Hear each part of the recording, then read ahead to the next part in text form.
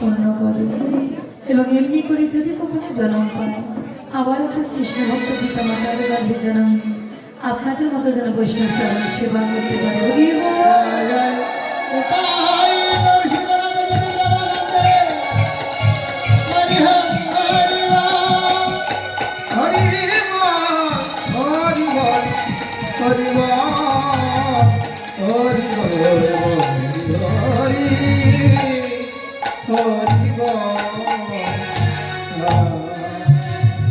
জানা ভাই যখন ডাকছি কানে থাকতে পারলেন না, ছুটে এসে বলছি কি রে এই শ্রীরাম সুরাম দাম সুরাম মধুমঙ্গ তোরা ডাকলি বটে কিন্তু বড্ড দেরি হয়ে গেল।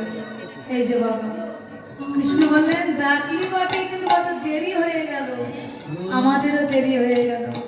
আজ ডাকবো না, কাল ডাকবো না, কেন আজকে বলছি,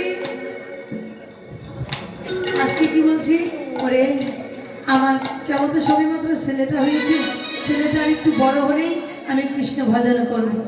ছেলেটা যখন বড় হয়ে গেল বলে ছেলেকে বিয়ে দিলে বৌমা আসলেই কৃষ্ণ ভজন করব।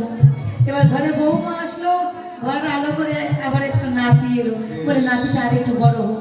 হতে হতে আপনার গালে আর দন্ত রইল না, জিউ আড়ষ্ট হয়ে গেল, বদন ঠিক মতো কথা বলতে পারবে না, হস্ত কর্ম করতে পারবে না, চরণ চলতে পারবে না, নয়ন দেখবে না, কর্ণ শুনবে না, ধীরে ধীরে প্রত্যেক ক্ষীণ হয়ে যাবে।